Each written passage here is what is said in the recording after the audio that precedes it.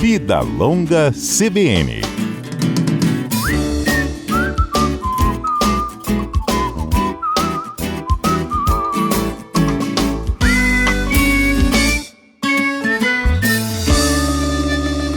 Nessa edição do Vida Longa CBN, o alerta é sobre uma doença que afeta 1 em cada 10 mulheres no Brasil. E a gente está exatamente no mês de março, mês da conscientização sobre a endometriose. E por que não falar de saúde da mulher às vésperas do Dia Internacional da Mulher? É isso. Vamos conversar com a doutora Roberta Larica, nutricionista, especialista em saúde da mulher e comentarista da CBN. Ei, Roberta, bom dia. Bom dia, Fernanda. Bom dia a todos da Rádio CBN, a todos os ouvintes. Vamos falar um pouquinho sobre conscientização? Eu sou uma defensora de que informação ajuda muito em prevenção e também em tratamento precoce, você não acha? É isso aí. Quando a gente fala de endometriose, a gente está falando de uma doença que acomete 10% das mulheres, né? E o diagnóstico precoce pode transformar a vida dessa mulher, já que a gente sabe que a endometriose é uma doença crônica, ou seja, essa mulher vai precisar lidar após a menstruação até a menopausa com essa condição, mas onde algumas estratégias de estilo de vida e nutrição são capazes de controlar todos os sintomas e prevenir complicações que vêm em decorrência dessa doença. Roberta, quais são os primeiros sintomas que a mulher deve começar a identificar que ela de fato está desenvolvendo uma endometriose? Então, o diagnóstico, vale lembrar que o diagnóstico da endometriose muitas vezes é clínico, tá? Basta uma boa conversa, uma boa anamnese com a paciente para a gente já suspeitar que essa paciente possa ter endometriose e depois a ginecologista, claro, vai confirmar com os exames de imagem também, né? Mas quais são os principais sintomas que essa menina pode manifestar após a primeira menstruação ou nos anos que se sucedem? O primeiro é aquela cólica incapacitante. Então, toda vez que essa menina menstrua, ela tem uma cólica que chega a ser tão forte que ela vai parar no hospital para usar algum tipo de medicação na veia ou precisa usar muitos medicamentos para conter aquela cólica menstrual. Esse é o primeiro sintoma. O fluxo aumentado menstrual também vem junto, ou seja, essa menina pode ter uma perda de sangue muito grande. Quando ela cresce e já está no período onde ela tem relação sexual, é comum essa menina ter dor na relação sexual. Então, isso também não é normal. Pode haver algum foco de endometriose ali. E mais à frente na vida, quando ela começa a tentar engravidar, e passou aí 6 meses, 1 ano, tentando engravidar e não conseguiu, vale a pena investigar endometriose e adenomiose. Porque a endometriose e a adenomiose são duas doenças que são iguais, porém em pontos diferentes do corpo. Uma acontece dentro do útero e a endometriose pode crescer nesse tecido endometrial para fora do útero. Então, são duas condições clínicas, que é a mesma doença, no caso, mas que a gente pode tratar antes que essa mulher venha a ter o avanço da idade e traga ela a questão da infertilidade. Olha só, hein? A gente está falando da palavra menina, né? Não é nem mulher, ou seja, as coisas dão indícios, né?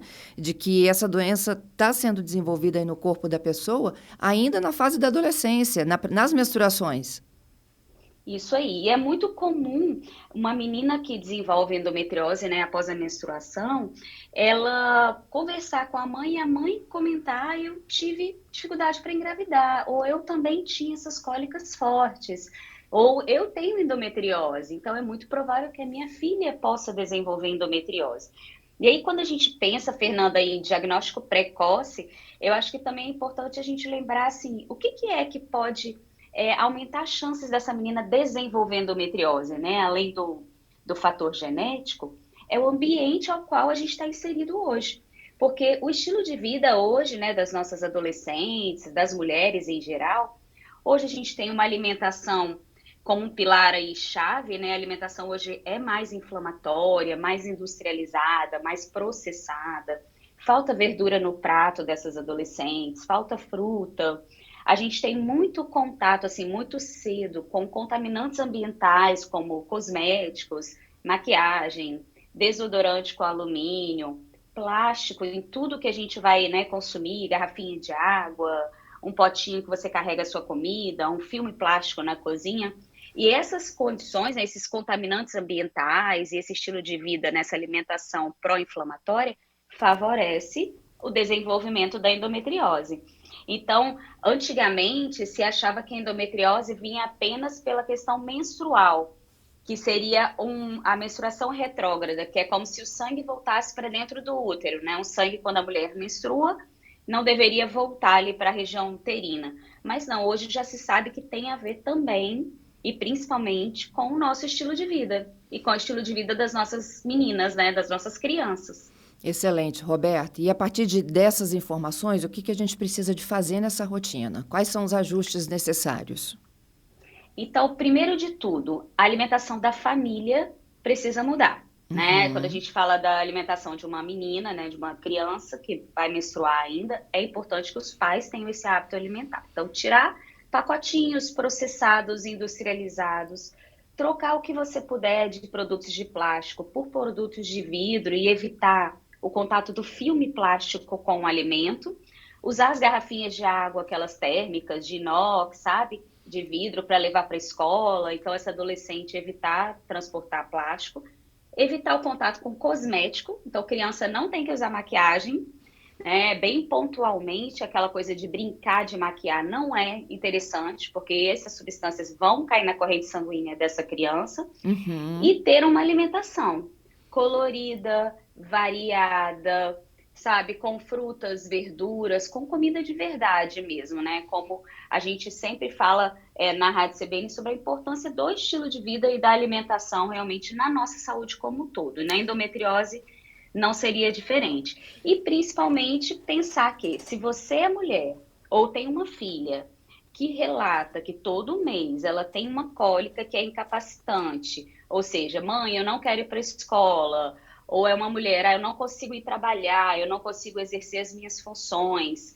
É importante investigar a endometriose com um ginecologista que entenda de endometriose e buscar um nutricionista, já que o principal controle da doença é nutrição, tá? É, Vale lembrar, Fernanda, de uma questão muito interessante, é que essas mulheres que têm, né, esses sintomas, elas levam uma média de 7 anos. A média de diagnóstico é de 7 anos. Então, a gente precisa falar sobre essa doença mesmo. eu tenho dois pontos aqui importantíssimos para avançar contigo. Um deles é esse, 7 anos para o diagnóstico, porque eu não sei se era na sua época, era assim, né? Mas na minha época de adolescente, da primeira menstruação, era normal a mãe da gente dizer, dá cólica mesmo. Tem que aguentar, são 7 dias assim por mês, não é isso? Pois é, tem inclusive um documentário muito bom que foi produzido aqui em Vitória, que fala: a sua dor não é normal. Se a dor é incapacitante, se você precisa usar várias medicações no dia, se você não consegue exercer suas funções, não é normal. Excelente. E a outra é sobre a questão da maquiagem. Nós somos mães de meninas, né, Roberta? E assim, as amigas estão, né, produzidíssimas para irem para a escola. Como é que a gente trata disso dentro de casa? E existem substâncias alternativas, por exemplo, maquiagens hipoalergênicas. O que a gente tem que olhar? Também para não excluir de tudo, porque para não sentir um peixinho fora d'água. Isso.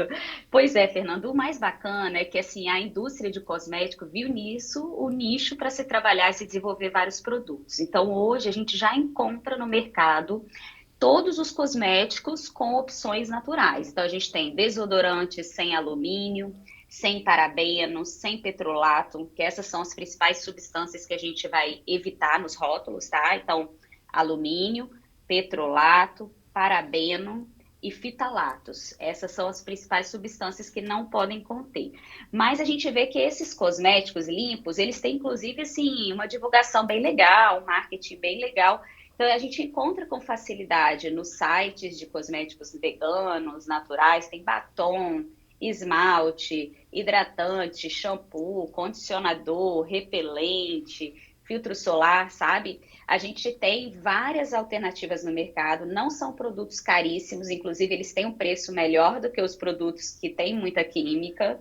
Então, assim, eu acho que a tendência é a gente, como mãe de menina, substituir, que é o que eu tento Uhum. fazer na minha casa, comprar um desodorante sem alumínio, sem essas químicas, comprar um hidratante que também não contenha parabeno, comprar um esmalte mais natural, a maquiagenzinha, né, que gosta de usar um batom, um blush, também nessa linha sem metais pesados.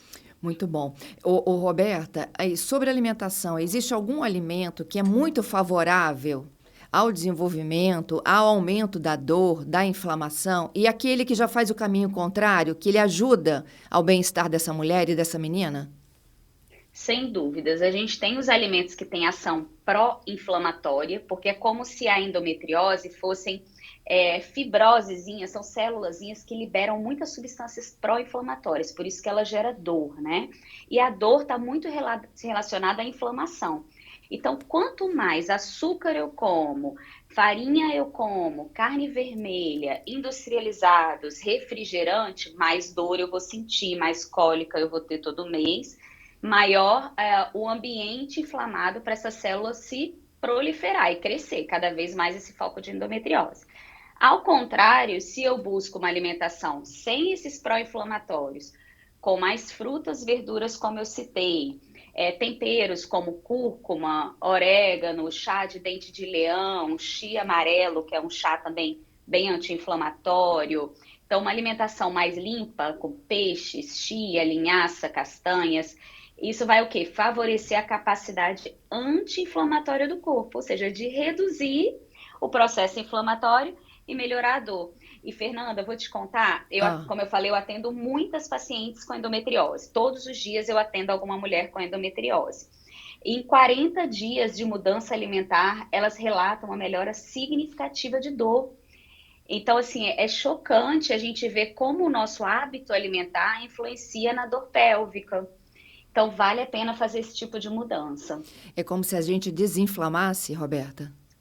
Exatamente, a gente aumenta a capacidade de desinflamação, né, do nosso corpo, de reduzir essas citocinas inflamatórias e a gente controla o avanço dessas células, porque a endometriose, ela começa pequenininha, depois ela vai crescendo, essas células vão se proliferando. Para você ter ideia, ela pode chegar no pulmão, ela pode chegar no intestino, ela pode acometer outros órgãos fora do útero. Então, à medida que a doença vai avançando, os sintomas vão piorando e o tempo de diagnóstico vai aumentando, essa mulher vai tendo mais complicações de saúde, até mesmo complicações muito graves.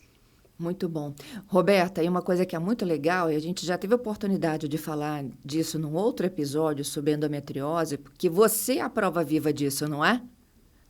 Isso aí, Fernanda, assim, além de atender mulheres com endometriose, eu falo que Deus faz tudo muito perfeito, né? Ele colocou a endometriose, a adenomiose na minha vida, para que eu pudesse me tratar e com isso realmente ser prova viva, né? Ver na prática o quanto a nutrição ela é capaz de gerenciar sintomas e melhorar a qualidade de vida. Hoje eu controlo a minha adenomiose e a minha endometriose com alimentação, com acompanhamento de ginecologista. Nunca precisei operar e tive minhas 2 filhas saudáveis.